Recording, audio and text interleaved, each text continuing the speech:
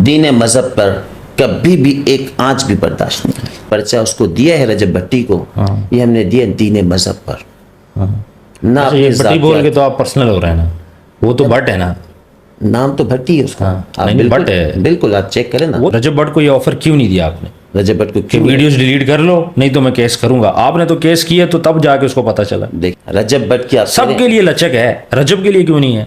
तो देखिए अपने केस पे तो आपको गुस्सा आ गया, लेकिन बाकियों को आपने टाइम दिया है, ठीक है। रजब को टाइम नहीं दिया। दीन मतलब मेरा सिर्फ एक बात है, आप जब आपने केस कर कहा, रहे थे, मैं आपको आपने कहा कि रजब के लिए लचक क्यों नहीं है, हाँ ये आपका सवाल है। बिल्कुल, एक उलमा की बात आप नहीं मान रहे। अगर उलमा ने बोल दिया है, मैंने कि आपसे बंदा पहले ही बेकसूर जवाब है, दिया जी, कि रजब भट्ट मेरे ऊपर एक नहीं 10 नहीं 50 नहीं 100 केसेस करे।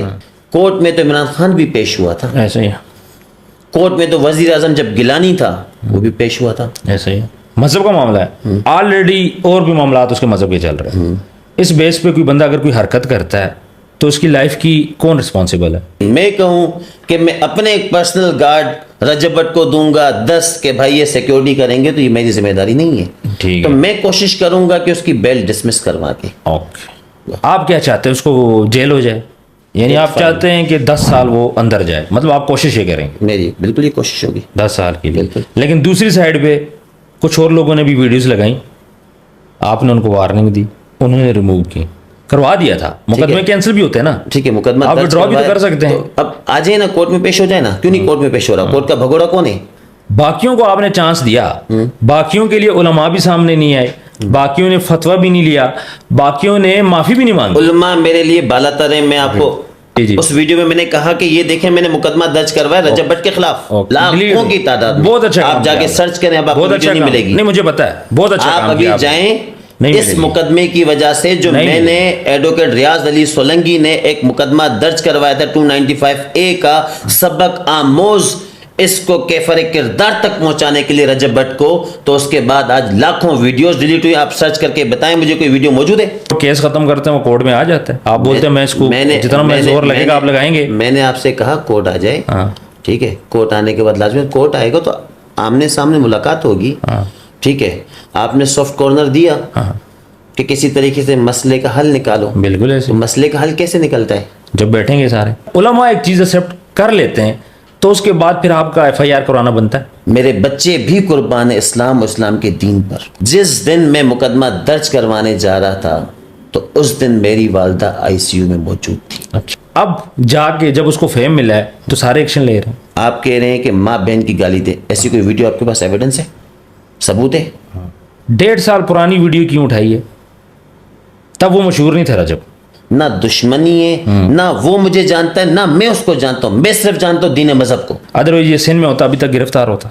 लाजमी बात है, वहां से ऑर्डर्स निकल चुके हैं गिरफ्तारी के। कोर्ट मैं वो फैम की बात की तरफ मैं फैम की तरफ चले चले मैं आपसे सवाल करता हूँ, कोर्ट नहीं आगे केस कैसे खत्म होगा? तो आपको क्या लगता है उसने जानबूझ के किया? मैं वैसे पर्सनल पूछ रहा हूँ आपसे। मुझे नहीं पता। अच्छा, बिस्मिल्लाहिर्रहमानिर्रहीम, अस्सलाम वालेकुम। मैं हूं आपका होस्ट उस्मान ज़ेब। हमारे आज के मेहमान हैं, बिल्कुल जाने पहचाने मेहमान हैं। मेरा ख्याल है इनको देख के आपको ज़्यादा हैरानगी नहीं होगी, आप सब इनको जानते हैं। एडवोकेट रियाज सोलंकी साहब। एडवोकेट साहब बहुत बहुत शुक्रिया, आपने कीमती वक्त दिया और हमारे पास आए।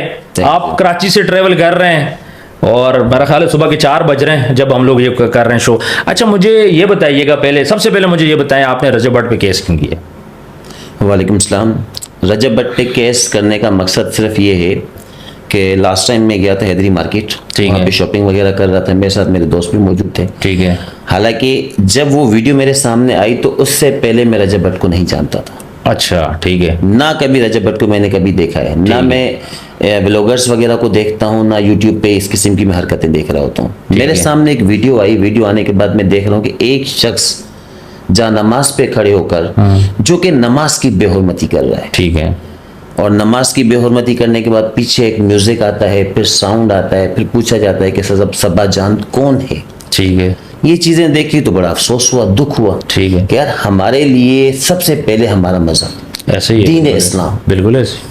अगर के मुसलमान होने के नाते कोई भी शख्स अगर के कोई मजहब की बेहुरमती करे, नमाज की बेहुरमती करे, तो आपका क्या फर्ज बनता है?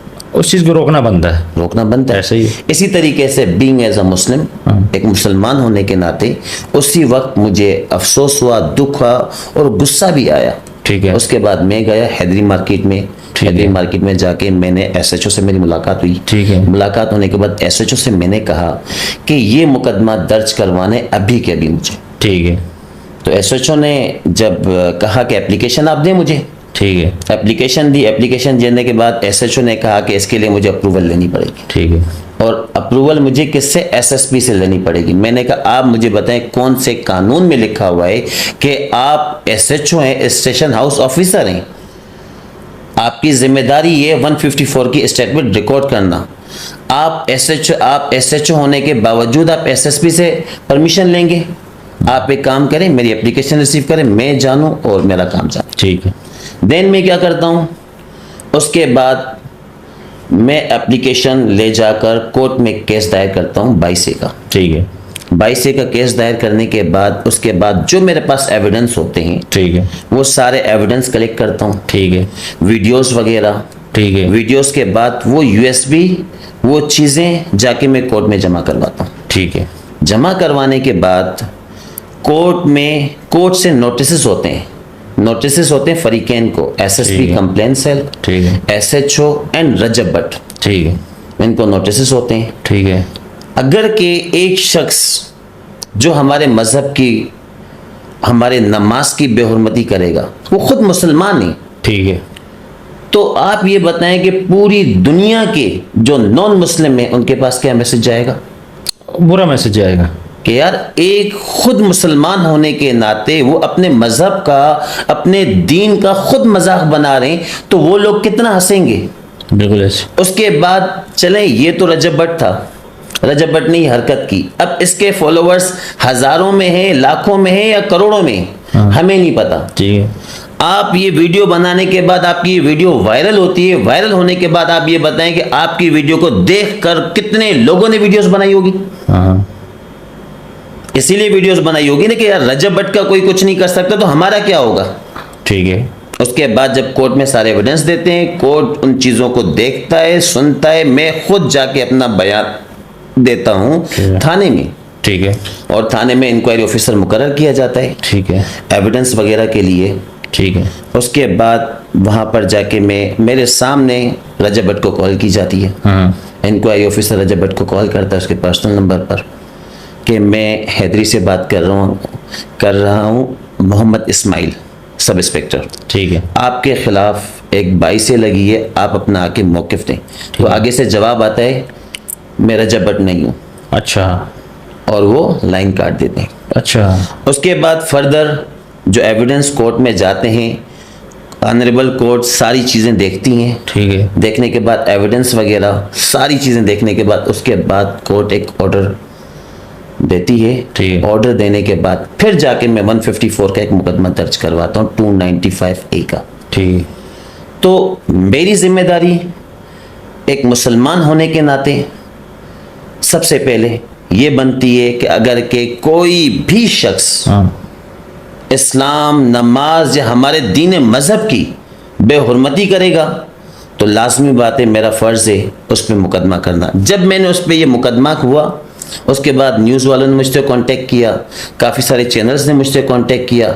चैनल से कांटेक्ट करने के बाद उसके बाद तकरीबन यूट्यूब से, टिकटॉक से, फेसबुक से, इंस्टा से लाखों की तादाद में वीडियोस डिलीट हुई। ठीक है। और जहां जहां से वीडियो डिलीट हुई, मेरे पास बिल्कुल मेरे अकाउंट पे मैसेजेस आए। हाँ। हज़ारों की तादाद में मैसेजेस आए कि आपने वकील साहब अच्छा काम किया, आपने सोलंकी साहब ये बिल्कुल सही काम किया, ये होना चाहिए, ताकि अगर के इसको आपने इसकी पकड़ की तो उसके बाद आइंदा कोई भी शख्स इस किस्म की हरकत नहीं करेगा। तो मेरा अगर के इस मुकदमे करने का मकसद सिर्फ ये था इस्लाम। हाँ। दूसरा मकसद ये था कि कल कला को मैं अगर के इस दुनिया से चला जाता हूँ, मैं अपने रब्बुल कायनात के सामने खड़ा हो सकता हूँ कि मैंने देखा एक शख्स नमाज की बेहुरमती कर रहा है और नमाज की बेहुरमती करने के बाद मैंने अपना फ़र्ज निभाया। ठीक है। अच्छा, मुझे ये बताएं, आपके पास वकालत की डिग्री है? बिल्कुल। उलमा को मानते नहीं मानते? बिल्कुल मानता हूँ, कौन से मकतब फ़िक्र को मानते हैं? हर मकतब को मानता हूँ मैं। तो जब उलमा ने आके, अच्छा आपसे पहले एक वकील थे, उन्होंने भी केस किया, जी एप्लीकेशन दी, जी FIR नहीं हुई, उससे पहले ही रजब भट्ट ने आके माफ़ी मांगी, वीडियो बनाई, मीडिया पे उसने बोला कि अगर कोई हर्ट हुआ है, मैंने जान के नहीं किया, लेकिन अगर कोई हर्ट हुआ है तो मैं माफ़ी मांगता हूँ। ओके। उलमा ने भी एक्सेप्ट किया। तो जब उलमा एक चीज़ एक्सेप्ट कर लेते हैं तो उसके बाद फिर आपका FIR करवाना बनता है? गुड। जब उलमा की वीडियो आती है उससे पहले मेरा ये केस ऑलरेडी कोर्ट में पेंडिंग, अच्छा, उससे पहले। ठीक है, उसके बाद ऑर्डर भी जो है उससे पहले होता है। ठीक है, होने के बाद जब कोर्ट में केस चला जाता है तो जाने के बाद हमारी रियासत है, ठीक है, हमारा कानून है, ठीक है, हमारा कोर्ट है, हमारी सारी चीजें मौजूद हैं। ठीक है। तो उसके बाद फर्दर डिसाइड कौन करता है? कोर्ट डिसाइड करेगा। कोर्ट डिसाइड करेगा, क्योंकि कोर्ट में जब केस मौजूद है, पेंडिंग है, सजा जजा फाइन, हमें अपने कोर्ट पर भरोसा है और हमारे कोर्ट में माशाल्लाह हॉनेस्ट जजेस साहिबान बैठे हुए हैं। अब वो सजा जजा फाइन तो कोर्ट डिसाइड करेगा। जब कोर्ट में केस पेंडिंग है ठीक तो है। कोर्ट का काम है, ना आपका काम है ना मेरा काम है। मेरे पास जो एविडेंस है मैं कोर्ट में प्रोवाइड करूंगा। ठीक है, सेल्फ डिफेंस के लिए उसके पास जो चीजें मौजूद हैं, रजब भट्ट के पास वो आए, रजब भट्टी भट्टी आए, अपने आप को कोर्ट में पेश करें। पेश करने के बाद उसके पास जो चीजें हैं खड़े हो जाएं, अपने वकील के साथ खड़े हो जाएं, वकील साहब के साथ, या खुद आके खड़े हो जाते हैं, कोर्ट में खड़े हो जाएं। कोर्ट डिसाइड करेगा सजा जजा फाइन। ठीक है। अच्छा मुझे ये बताएं, रजब भट्ट के खिलाफ जिसने भी केस किया, मैं नाम नहीं लूंगा, सबको फेम मिला? ठीक है, मिल गया। आपको हर बंदा जानता है, आप वहां से इस्लामाबाद आए, मेरा ख्याल है कि अभी आप बाय रोड पे जाए ना तो आपको 50 बंदा जानता है।